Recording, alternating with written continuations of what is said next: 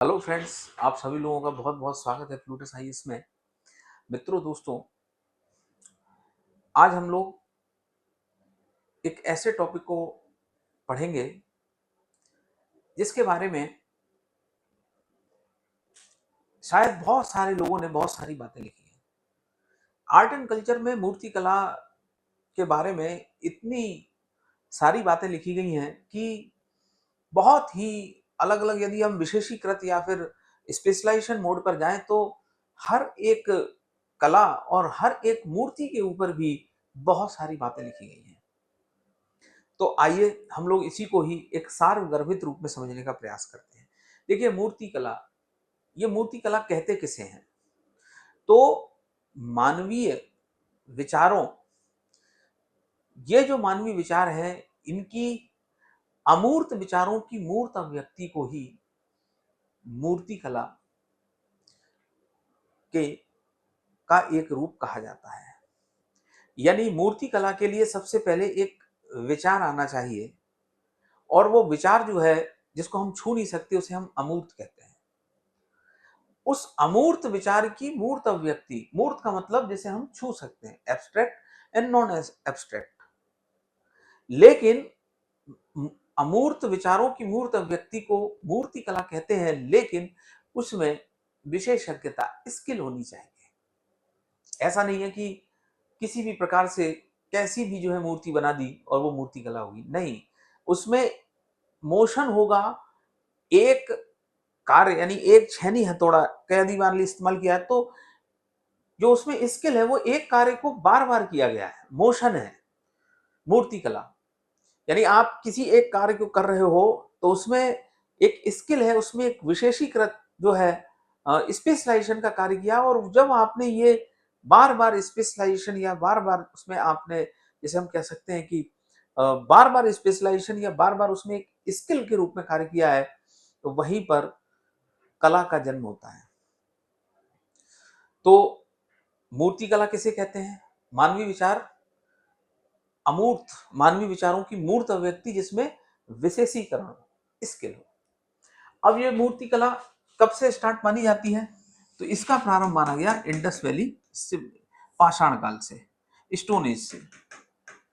Stone age से इसका, अब स्टोन एज में भी इसको तीन भागों में बांटा। तो इसमें हमने कहा पुरा पाषाण काल, पेलियोलिथिक एज, फिर मीसोलिथिक एज, फिर नियोलिथिक एज। अब ये पुरा पाषाण काल था, पुरा पाषाण काल था, ये मध्य पाषाण काल था, और ये नव पाषाण काल था। पुरा पाषाण काल को भी तीन भागों में बांटा। तो कहा निम्न पुरा पाषाण काल, लोअर पैलियोलिथिक, फिर कहा मध्य पुरा पाषाण काल, और फिर इसके बाद कहा उच्च पुरा पाषाण काल। तो पहली जो मूर्ति मानी जाती है वो मिली है उच्च पुरा पाषाण काल की, उच्च पुरा पाषाण काल की। और ये जो पहली जो मूर्ति मिली मानव के द्वारा निर्मित, वो उच्च पुरा पाषाण काल की थी, और ये मूर्ति मिली है इलाहाबाद से, इलाहाबाद। और इलाहाबाद में मिली है, ये मूर्ति मिली है इलाहाबाद के लोहद नाला से। कहां से मिली है? लोहद नाला से ये पहली मूर्ति मिली है। ये मूर्ति जो मिली है, पहली मूर्ति उच्च पुरा पाषाण काल की, ये हड्डियों की मूर्ति थी। और इसके बाद मध्य पाषाण काल और नव पाषाण काल में भी मूर्तियां बनाई गई, मिट्टी की मूर्तियां बनी, लेकिन हमें उसके पुरातात्विक जो साक्ष्य हैं वो बहुत कम मिलते हैं। मूर्ति निर्माण का जो वास्तविक प्रारंभ होता है वो होता है इंडस वैली सिविलाइजेशन से। तो मूर्ति निर्माण का जो वास्तविक प्रारंभ होता है वो होता है इंडस वैली सिविलाइजेशन से, सिंधु घाटी सभ्यता से। और सिंधु घाटी सभ्यता में जो मूर्ति निर्माण कला है, सिंधु घाटी सभ्यता में इसको तीन भागों में बांटा। पहला कहा मिट्टी की बनी हुई मूर्तियां, दूसरे को कहा पत्थर की बनी हुई मूर्तियां, और तीसरे को कहा धातु की बनी हुई मूर्तियां। अब ये जो मिट्टी की बनी हुई मूर्तियां थी, इनको हम तीन कैटेगरी में पढ़ेंगे कि इनको बनाने की विधि क्या थी, और फिर इनके विषय क्या थे, और इसकी विशेषता क्या थी। तो ये जो मिट्टी की मूर्ति थी, ये किस विधि से बनाई जाती थी? तो ये बनाई जाती थी पिंचिंग विधि से, ये बनाई जाती थी चुटकी विधि से, ये बनाई जाती थी चिपकान विधि से। विधि कौन सी थी? तो पिंचिंग विधि थी। किस विधि से बनाई जाती थी? पिंचिंग विधि से बनाई जाती थी, चुटकी विधि से बनाई जाती थी और चिपकान विधि से बनाई जाती थी। यानी हाथ से मूर्ति बनाई जा रही है मिट्टी से और फिर उसमें कोई चीज चिपकाई जा रही है, जैसे पैर अलग से चिपका दिया, सूंड अलग से चिपका दी, कान अलग से, तो उसे कहा पिंचिंग या चिपकान विधि। तो ये इसे चुटकी यानी हाथ से जो बनाया जा रहा है इसे चुटकी विधि भी कहा जाता है। विषय क्या था? तो नर और नारी। विषय क्या था? नर नारी। विषय था खिलौने। विषय था पशु पक्षी। विषय था पशु पक्षी, ये इसके विषय थे। और विशेषता ये थी कि इनमें मानव सौंदर्य को दर्शाया गया। अब बहुत सारी मूर्तियां मिली मिट्टी की, मोहनजोदड़ो से मिट्टी मिली, हड़प्पा से मिट्टी मिली, मातृ देवी की मिट्टी मिली, जो है इसके अलावा राखी गढ़ी बनावली से मिट्टियां मिली, मिट्टी के हल बने बनावली से। अब आइए पत्थर की मूर्तियां। तो पत्थर की मूर्तियां, इनको बनाने की विधि क्या थी? तो तराश कर, काट कर। पत्थर की मूर्तियां बनाने का जो विषय था वो क्या था? तो नर और नारी। और क्या विषय था? पशु पक्षी। तो इसमें पत्थर की सबसे बेस्ट मूर्ति क्या है? जो प्रीस्ट की मूर्ति है, पुरोहित की, जो 3 पतिया शॉल पहने हुए, दाढ़ी बना रखे हुए। पत्थर की मूर्तियां हमें बड़ी मात्रा में मिली हैं इंडस वैली सिविलाइजेशन में। और फिर आइए धातु की मूर्ति। तो धातु की जो मूर्ति है इसमें 2 प्रकार से, एक तो तांबे की मूर्ति बनी है और दूसरा किसका? कांसे की मूर्ति बनी है। अब ये जो धातु की मूर्ति बनी है ये द्रवित मोम पद्धति से बनी है, लोस्ट वैक्स टेक्निक से बनी है। अब द्रवित मोम पद्धति क्या होती है? द्रवित मोम पद्धति क्या होती है? तो द्रवित मोम जो पद्धति होती है, लोस्ट वैक्स जो टेक्निक होती है, इसमें एक मोम की मूर्ति बनाई जाती है। ये मोम की एक मूर्ति बना दी गई, इसमें मोम की एक मूर्ति बना दी गई। अब ये जो मूर्ति है, इस मूर्ति को, ये मूर्ति मोम की बना दी गई। ये मूर्ति का ये एक हाथ है, ये मूर्ति एक हाथ ये बना दिया मूर्ति इस प्रकार से। और ये जो मूर्ति बना दी गई, इसके चारों ओर मिट्टी लपेट दी जाती थी। तो अब इस मूर्ति के चारों ओर क्या कर दिया? मूर्ति के चारों ओर मिट्टी को लपेट दिया। तो इस मूर्ति के चारों ओर मिट्टी का लेपन कर दिया। इस मूर्ति के चारों ओर मिट्टी का लेपन कर दिया। अब ये मूर्ति है किसकी? ये मोम की है। ये किसकी मूर्ति है? मोम की। फिर क्या किया? इसमें एक ये मिट्टी का इसमें चारों ओर लेपन कर दिया, ये मोम की मूर्ति है। फिर क्या किया? इसमें एक सुराख कर दिया, यहाँ पर एक ये जो है एक सुराख कर दिया। सुराख के बाद फिर क्या किया है? इसमें लगा दी नीचे से आग। जब आग लगाई तो ये मोम पिघल के नीचे गिरने लगा। जब मोम पिघल के नीचे गिरने लगा तो ये एक सांचा बन गया। फिर क्या किया? इसी सुराग में पिघली हुई धातु डाल दी। इसी सुराग में फिर क्या किया? पिघली हुई धातु डाल दी। तो ये जो सुराख था, इसी सुराख में पिघली हुई धातु डाल दी। पिघली हुई धातु, पिघली हुई धातु को डाल दिया।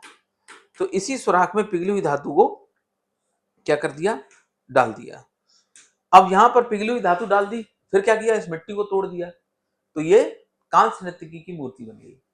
अब ये कांस्य नर्तकी की मूर्ति, जिसको सर जॉन मार्शल ने विश्व का आश्चर्य कहा है, अब ये कांस्य नर्तकी की मूर्ति जो बनी है उसमें उसके गले पर हार पहनाया गया है, इसमें इसके कमर पर कमरबंद पहनाया गया है, इसके बाएं हाथ और दाएं हाथ, तो जो बायां हाथ है इसमें यहां पर क्या कहते हैं, कंधे से लेकर कलाई तक चूड़ियां पहनी हुई है। इसी प्रकार दाएं हाथ पे भी कुछ चूड़ियां पहनी है ये।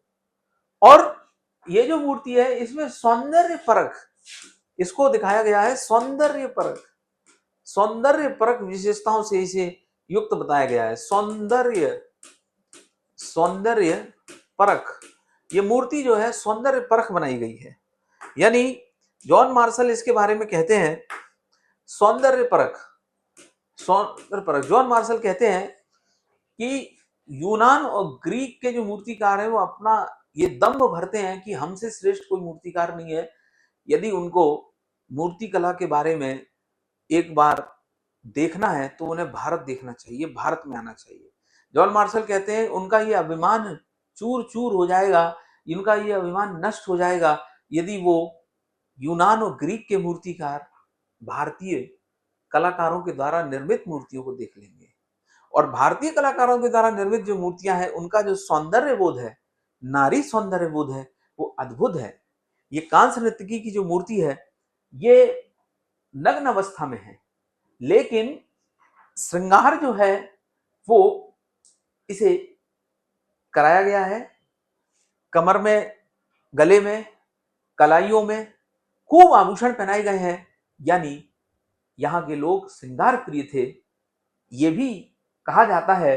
लेकिन इस मूर्ति के बारे में जॉन मार्शल ने कहा है ये तात्कालीन विश्व का सबसे बड़ा आश्चर्य था।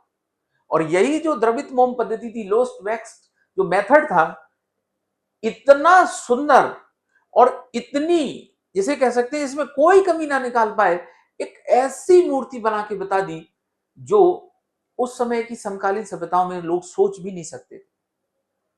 सोचना भी दूर था, जब लोग कहीं ना कहीं जंगलों में रहते थे, खाना बदोश जीवन व्यतीत करते थे। इंडस वैली सिविलाइजेशन में जो समकालीन विश्व की मैं बात कर रहा हूं, ये विश्व का आश्चर्य है, इसे जॉन मार्शल ने कहा है। और ग्रीक मूर्तिकारों की भारतीय मूर्तिकारों से जब तुलना की जाती है तो वहां पर तो मूर्ति कला का जन्म जो है, यानी वास्तविक रूप में देखा जाए तो रेनेसा पुनर्जागरण के बाद हुआ, 13वीं 14वीं शताब्दी में। Leonardo da Vinci, Mona Lisa, the last supper और मरियम ममतामयी, कितनी जो है, इसके बाद सिस्टान चर्च, क्या सुंदर सुंदर जो मूर्तियां बनी वो तो 13वीं और 14वीं शताब्दी के बाद बनी, पोप के शासन की समाप्ति के बाद बनी। लेकिन यहां पर जो मूर्तियां बनी, हालांकि ग्रीक में एंशिएंट काल में भी अच्छा मूर्ति कला पे काम हुआ, लेकिन ग्रीक और भारतीय मूर्ति कला की यदि तुलना की जाए तो सौंदर्य बोध जो है भारतीय मूर्ति कलाओं का ग्रीक मूर्ति कला से कभी भी कोई भी कम नहीं है। अंतर है दोनों में, वो बात भी सही है कि दोनों में अंतर है, वो उनको विशेषताओं में हम अलग पढ़ेंगे। लेकिन अभी सिर्फ आप इतना समझिए कि इसके बारे में ये जो द्रवित मोम पद्धति के द्वारा जो कांस्य नृत्य की यानी ब्रॉन्ज डांसिंग गर्ल की जो मूर्ति बनाई गई है, इसके बारे में सर जॉन मार्शल ने कहा है कि ये तात्कालीन विश्व का सबसे बड़ा आश्चर्य था। इससे बड़ा आश्चर्य कुछ हो नहीं सकता कि कैसे धातु को पिघलाकर एक सांचा बनाकर और इतनी सुंदर मूर्ति बनाई, उसमें कोई कमी नहीं निकाल सकता। तो ये हमने कुछ इंडस वैली सिविलाइजेशन तक मूर्ति कला का एक पार्ट पढ़ने का प्रयास किया। इसके बाद आते हैं मौर्य कला पे। नेक्स्ट वीडियो में हम लोग मौर्य कला की मूर्ति कला, मौर्य काल की, मौर्य डायनेस्टी की मूर्ति कला के बारे में हम लोग चर्चा करेंगे। कौन कौन से स्कल्पचर्स जो हैं आगे बढ़े उनके बारे में हम चर्चा करेंगे। तो आज के लिए इतना ही। बहुत बहुत धन्यवाद। Thank you very much.